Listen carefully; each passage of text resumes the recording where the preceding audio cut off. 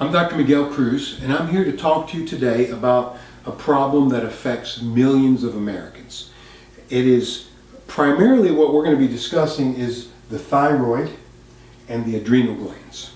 And I want to give you a basic understanding of how the process works and what sort of symptoms we might develop when things aren't working as they should. But I do want to bring your attention to a booklet. It's called "Why Do I Still Have Thyroid Symptoms When My Lab Tests Are Normal?" What's happening is people are going to their doctors with obvious symptoms of thyroid problems, and their doctors are simply telling them, well, your lab test's normal, so obviously there's other problems, and we'll talk about that here in a minute. So this book is by Dr. Datis Karazian. If this subject piques your interest, or if you find that I'm talking about you today, I'm going to recommend that you get this book, study it, because this will give you knowledge, help you to help yourself, and if you can understand some of the concepts in here, you'll know more than a lot of doctors even know when it comes to this particular subject. So, without getting into too much detail, because I want you to know this is a very complicated subject, and I'm going to try to simplify it as much as possible. There's two glands deep within the brain, the hypothalamus and the pituitary. And the hypothalamus is constantly monitoring things going on in the bloodstream, chemicals, hormones, neurotransmitters that are going on in the blood and in the body. So when it senses certain hormones are dropping, it sends a message to the pituitary.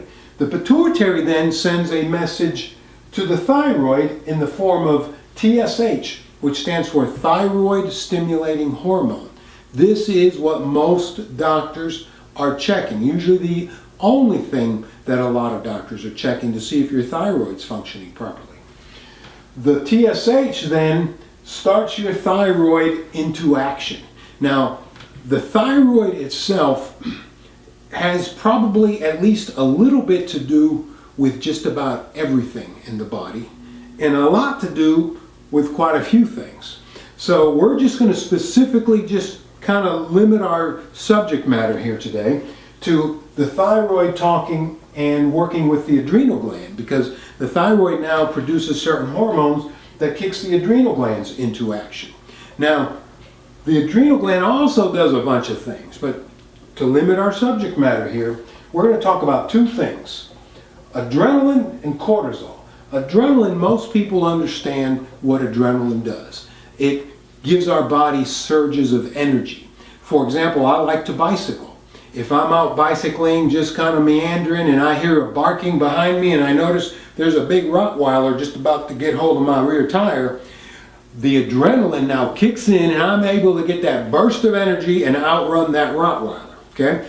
We've also heard stories of mothers who can actually pick up the front end of a car because the car has rolled over their baby. They would never be able to do that for any other reason but that surge of adrenaline. That's what that does. There's also cortisol that the adrenal glands are kicking out at the same time. So this is a normal stress response.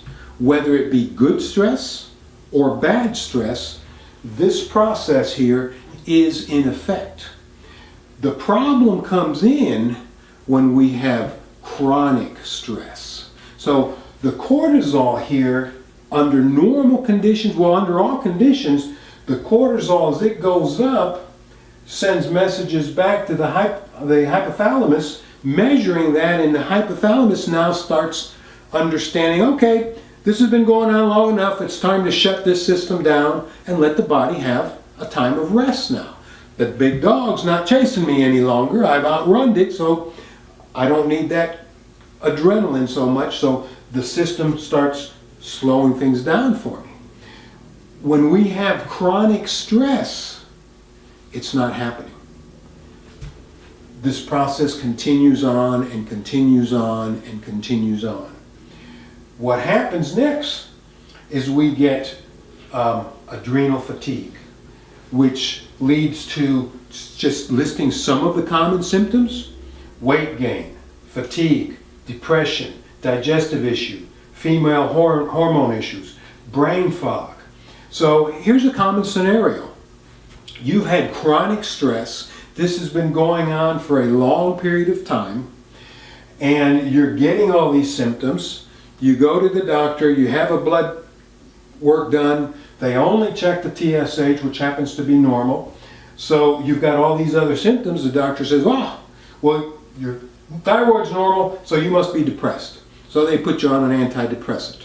Or maybe your hormones are going wrong. Or maybe you have digestive issues. Usually they'll diagnose you with chronic reflux, and they put you on one of the common reflux medications. In the meantime, you might temporarily feel better, but the symptoms are still going on to some degree.